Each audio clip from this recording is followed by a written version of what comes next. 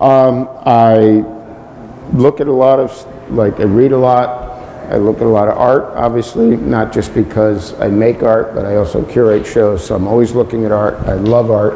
I love music, and a lot of that inspires me, but I also follow political events, social events, things that are going on, things that are positive, and then there's a lot of negative stuff too, and sometimes the negative stuff I think needs to be brought out. It gets, it brings up a lot of, when it's happening, a lot of bad events that happen to us as a people, as a nation, you try to put them out of your mind, but some of them, as I've said about this show, I think some of the ones I've highlighted are not major events, but I think that they've actually highlighted or inspired major shifts in things, and so I don't want them to be put under the rug, so little things like that, and I usually draw off of things that that I have lived through,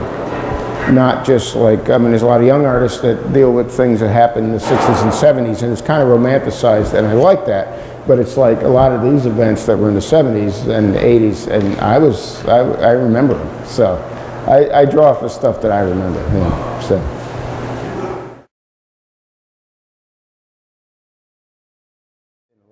I think when I look at art that I like, I admit that I can be kind of an elitist or an art snob. I like work that is very difficult. I like work that's very intellectual, things that are hard to look at. I don't like, though I appreciate pretty pictures don't excite me at all. I like work that if it wasn't, and it's context-based, which like some of my stuff is, if this wasn't in a gallery, would people know that it's art? Maybe, maybe not. But, a painting, a nice looking painting could be sitting on the street and everybody knows that's art. And that's fine, but it's like I want things that challenge, I like to make things that challenge context, and I enjoy looking at things that challenge that context of art. I don't know if it's a style. I think if you had to go by defined styles that are out there, the names that are floating, post-conceptual art, because I think conceptual art is about the ideas of art, and that's what I find more appealing. Except post-conceptual art also has a visual product, or not necessarily product, but a visual element, and I have visual elements. And so my work, on the first level, is I want to engage someone visually as far as the piece goes. Whether they like it, they don't like it, doesn't matter, you're engaged visually. And then if you spend a little more time, you dig through the layers. Because I think there's lots of layers. There's lots of clues. I try to put clues, like with titles and stuff. And so you end up, the more you dig, the more you find. But if you don't dig, you're still going to find something. So I think of that as post-conceptual in some ways, but I don't know if it's necessarily the style. Actually, there was a guard that was in here the other day, and he was doing his check. There he is right there. And he goes on the walk, and he says, ArtWalk is under construction. And I'm thinking to myself, it's under destruction right now, so. I look back at work that I did after I got out of college and for, say, 10 years after that, and it's visually quite different, but I think in a lot of ways it's still, I've changed my materials, I changed the way I work. I used to work a lot with railroad ties and rocks and stone, and it was difficult just because everything is big and heavy, and somebody said to me once, oh, you should work lighter, and I took their advice. So lighter is, but it doesn't matter what it is. If I can convey the ideas that I'm thinking about, it could be, it could be a block of concrete, or it could be, a piece of tape on the floor. So I think that, giving up in some ways is early on anyway. I think that a lot of artists have to deal with that. I don't ever think that it was serious. You get frustrated. But then, you know, as I've said to people, it's like, and it's kind of a joke, but I can't give up. I'm not doing it because I want to do it. I have to do it. Even though I do want to do it. But it's more than that. It's more than that. I have to do what I'm doing. So, I mean, giving up's not an option, you know. You talk about retirement. I mean, artists retire when they close the lid on the box, pretty much, yeah. And I love making the work, you know, and when it looks like I said, this show, it came out exactly, if not better than I had ever hoped, and so it's very satisfying, and in that sense, I make, and I've told a lot of people this, I make the work for me, and so all this work pleases me. Now, if it pleases you and it pleases other people, that's a bonus. That's great. You know, I think that would be, rejection is not really the word, it's just because it's so strange, you know, I mean, and that's part of the beauty too, is that two people can look at something and one loves it and one just can ignore it, you know what I mean, and it's just, it's difficult to find venues sometimes to show, and so I think it's hard sometimes when, you know, you look at things and there's also a hierarchy in art, you know, especially if somebody's in New York or somebody's a blue chip artist, and, you know, and the whole open door thing becomes more into play, but it's like, man, I can't worry about that too much, you know? You just gotta keep plugging, you know, do what I do. I mean, I'd like to think that it makes people think about things they don't want to think about. Whereas, like, you know, painting of flowers, again, that's why I don't like necessarily personally want to make pretty pictures, because it's like it looks good on the wall and you ignore it. Well, if I have something that is actually jarring in some ways or offensive, not that often, but that has come up, but it's like you can't ignore it. You have to deal with it. You may not like it, and I don't care if you don't like it. You know, actually, I had somebody one time come up to me, and a piece I did really upset them in an emotional way, and that's one of the greatest conversations I ever had. Instead of somebody saying, I like it, I'm like, oh, that's nice. This guy was like, oh, your piece bothers me. And it's like, yeah, why? This is great. It really was. So that's why I don't like to give a lot of specific ideas about the work. When I give gallery talks, and like a particular piece you're standing on has several different meanings to me, even. You know, or it has 7 possibilities. I want possibilities, and that's something I think about the show. It's why there's not a lot of work. It's why it's wide open, because I think to have possibilities, there needs to be room for that to happen. There needs to be room to think. And I think about sightlines when I do a show. It's like when you're looking at this piece, what else are you looking at? And that plays off of that as well, because that influences how you're thinking about a piece. So the idea is, I mean, I think there's visual clues.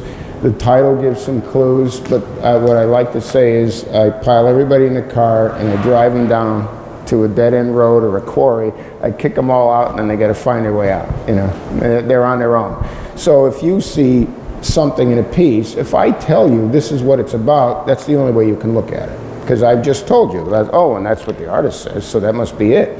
But if I just give you some clues, you may see something I never saw, and you know what? That could be real good.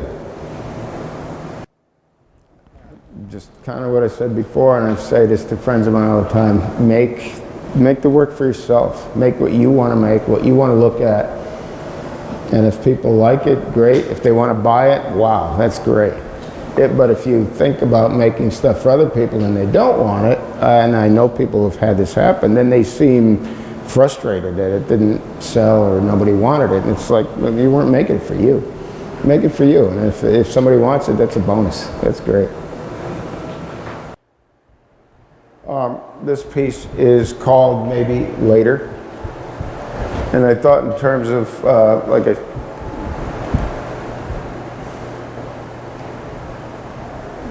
the title comes from a Steely Dan song, a band that I enjoy quite a bit, and basically because of their reference points, which are usually sex, drugs, and rock and roll, which pretty much influences everything, I think. So, but there was a line that says "maybe later, maybe never," which I think was very poignant because that's actually something that happens a lot. I mean, people are put off by saying later, and later is never sometimes. And but.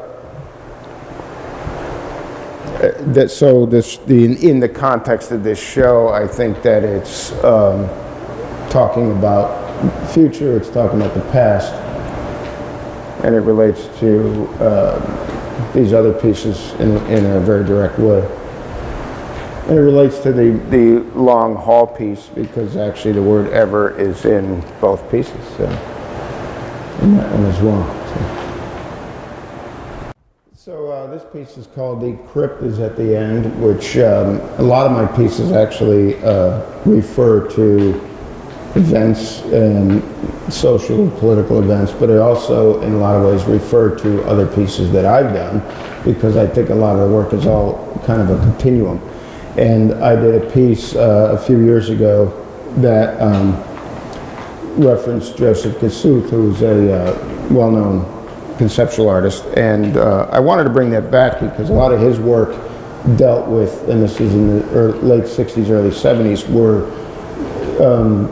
word definitions, like dictionary definitions, printed up large that were white text on a black background. So I wanted to reference to him, but the crypt is at the end is, I think, poignant for this as well because one of the banners, this banner here on the other side, is the text, some of the text from the Supreme Court ruling on Citizen United, giving corporations basically the same rights as humans. So then I juxtaposed it with this text, which is from the Unabomber's manifesto, talking about industrial society and corporations and how that pretty much is will be the downfall of the world.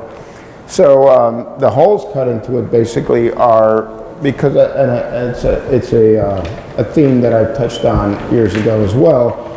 Is some of the things that I think that between the government and media and various outlets like that is show you like Miley Cyrus and she's a naughty girl and celebrities going wild.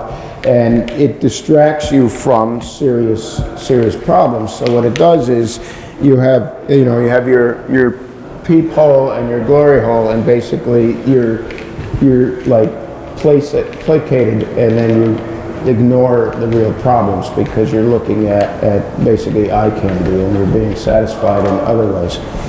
So that's why I took the text and cut the holes through it and made it into one of those. Made it into a peep show kind of thing. So.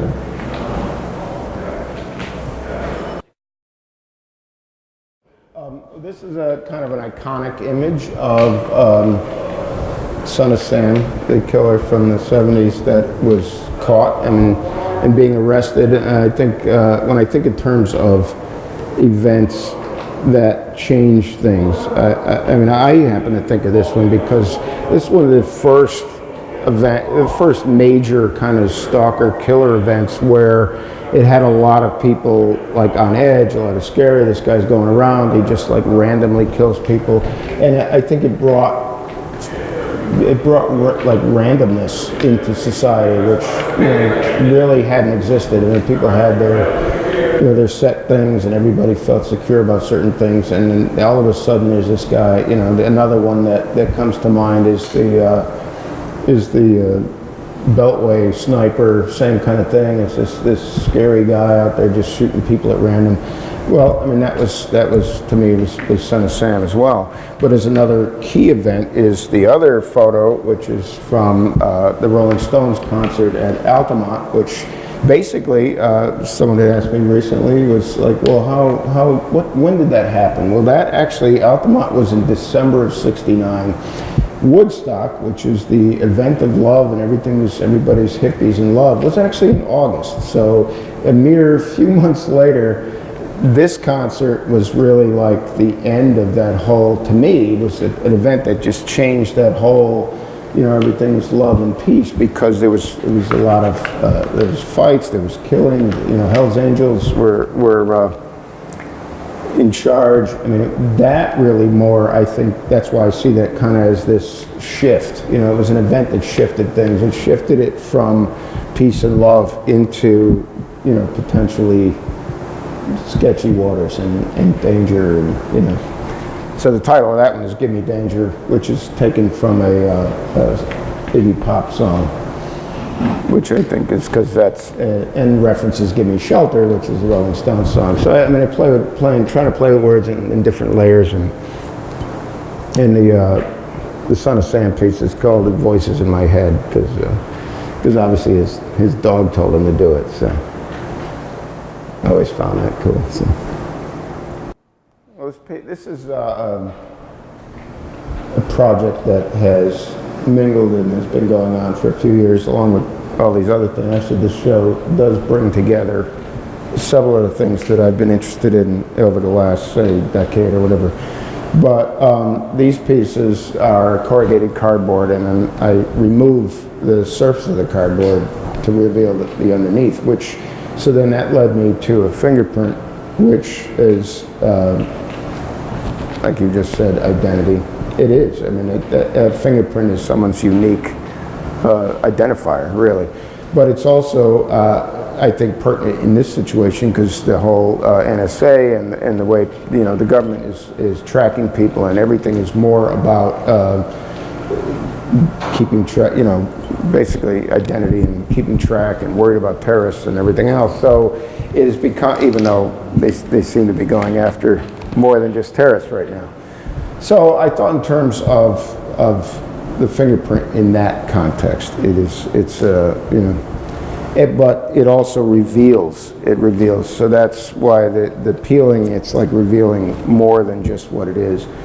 And the title is Middle Right, and basically it's just my little, it's like the middle finger, of course. We're giving the middle finger to the right wing, and that's my own personal little dig there. But even though they seem to be leading the charge with keeping track of people and keeping them in place and militarized state and stuff. So, and I mean, visually, I think that a lot of that ties in with the mesh with the letters as well, because of the covering. So a lot of that, I mean, there again, I think in visual black and white, the whole show is black and white, obviously, and grids and layers. So it works. I think it fits in on many different levels.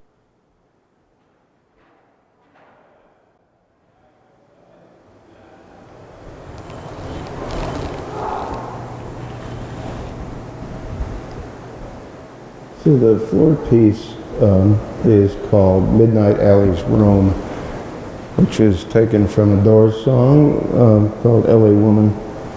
But the wording, which is not, I mean, I was inspired by the Dr. John song, but I mean, this phrase has been around, but I think it speaks about a time, as there's a lot of people, you're in the right place, but it's definitely the wrong time. Much like everyone who came in contact with Mr. Berkowitz, or who was at Altamont in that Karen, they thought they were in the right place, but it was definitely the wrong time. So, but I like these. I like the floor pieces, and since I've done a handful of these so far, and being able to walk on a work of art is just special. Because you're not just looking at it, you're in it, you're on it. It also is not just those letters on the floor, it is the floor. So it's taken up more space than it actually takes up. It starts to own its environment. So the floor piece is called House of Pain, and it's actually, as I think I mentioned before, sometimes I like to revisit pieces that I've done before, change them, and a lot of times I'll put a piece up and it's exactly the way I want it, and I'm going, gee, what if I did this, and then I see another variation in it. So sometimes those pieces can come back, and I do make those changes. So this piece is basically made up of cheap paneling, like the fake wood masonite paneling. And at the time, it was the tackiest paneling that I could find. And it basically related back to, I would say, 60s when I was a kid. A lot of people I knew, suburbia, and my parents as well, had one room in the house that was all paneled and had the TV, and that was the den, you know. So it's this fake wood paneling. So, you know, I think in terms, not totally myself, but, you know, sometimes, you know, childhood can be a house of pain. And so I thought in terms of, well, let me bring these back, you know, and the show is black and white, and I want to see them painted black. So when I painted them black, it started in, especially, this is what I call, my favorite thing is the magic triangle. Basically, anytime you take 15 objects, and it's 1, 2, 3, 4, 5, it's the only time where if you add the 3 sides of the triangle, it's 15, and there's actually 15 elements. No other time does that occur. So that's the magic triangle to me. But when I did it, it started looking like the stealth bomber, you know, which made me think of drones and bombers and spy planes. And so that's why I thought, again, it fit in well with the theme of this, is that's another game changer, really, is when armies and governments can spy on you and bomb you and nobody knows that you're even flying over. The flag, the pennants here that I use a lot is, I like these just because they kind of bring with them is this, like, usually they're grand openings, they're parties, and in this case the party's over. So, and I used all white because I'm thinking of terms of clouds, you know, and it's like, so the whole white. I did a piece a few years ago where I had all black pennants up, which was a cloud of sorts too. So this is a counterpart to that piece. I mean, other pieces inspire new pieces, and so that just keeps it roll going there. You know, the piece behind it, the light box, I thought, again, fit in well. I mean, again, of course, if that fit in, it wouldn't be here. But that piece is called Capital, and which can be the capital of the country, it could be money, it could be value, and I think that is now especially is pertinent because it's coming. A lot of times it's like we're not interested in what you have to say as a government, so just be quiet. You know. What inspired that though is I read an article recently, and it was an artist that I like a lot. His name is Christian Marclay, who does a lot with music and music-related work. So he had an opportunity to work with the printer that worked with Warhol to do a series of silk screens. The original Warhol print of the electric chair, which is very famous, one of his famous prints, in the back, because it's a photograph of an electric chair in a death chamber, in the back there is a silence sign. Well, Marclay focused on that because he deals with sound and music and, you know, audible, so he thought the word silence was important. I saw that, read that, remembered the part from the Warhol, so I then incorporated it. So now there's like 3 layers, I think, in terms, there's art history, a basis for it, as well as a contemporary basis. And a lot of pieces I do draw off of, I mean, the subject matter is more socio-political current, but I like to have an art historical reference as well, because that is important to me, because I really, you know, I think artists are, or should be, maybe not everyone, but for me, I am informed by my peers and the people who've come before me. And if I do a piece that is similar to or references someone from the past, I want it to be obvious. It's not an accident, you know. If somebody says, "Oh, that looks like, you know, Warhol's thing," and I'd be like, "Who?" You know, I know it's Warhol and it's intentional. So I like things to be intentional. And just like the floor piece, the House of Pain, in a lot of ways is inspired by Carl Andre, who would do floor pieces with copper and metal and this and that, but he was one of the original artists in the minimalist artists to actually engage the floor and do flat sculptures on the floor. whereas a sculpture became part of the floor and not necessarily had to stand out in space, you know. The banners, the bandanas, was something that I've been playing around with, and I really like the way those look. Initially, I thought of terms of, you know, and Rapunzel and all those, when you want to escape from a nut house, and you tie the sheets together. So I liked when they were all tied together, but then they almost form the same as the pennant, you know what I mean? So I basically got these different bandanas. Most of them are like biker bandanas. They have skulls on them, and then there's a few like Chinese yin yang and stuff.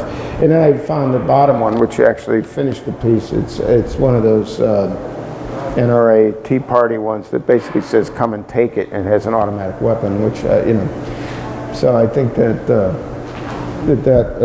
kind of completed the whole thing. That whole thing is called cooperation without compromise, which is a phrase I remember hearing after Bill Clinton beat George Bush Sr. for the his first term.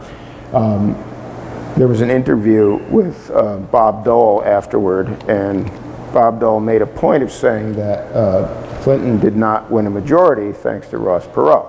So he said somebody had to basically represent those that didn't vote for Clinton.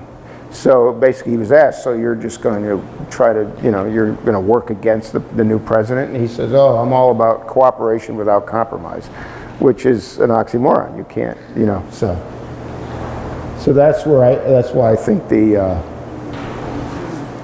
gun, the militia kind of statement, come and take it. I mean, that's what they don't want to play with anybody either, you know. But I think, you know, but bandanas, especially done in a triangle like that, basically refers to, like, bandits, refers to outlaws or anarchists. I mean, you always see that. So I think there's so much going on there, you know.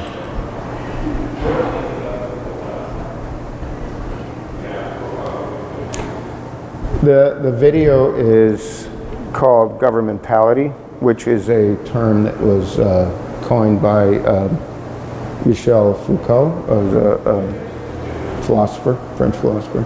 And basically it meant how a government controls its populace. And it's about control. And I think that's what government is more into lately and more about lately than it ever used to be.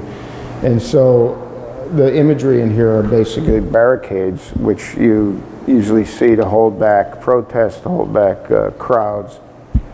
I liked the image. I liked it because it goes along with the black. I made it black and white, but it goes along with the stripes, which I have a lot of in the show. Stripes to me are a very potent symbol, I think. When you have black and white, it could talk about race. It's also about like prison. It's like barriers. You know, stripes become barriers, and then these are barriers as well.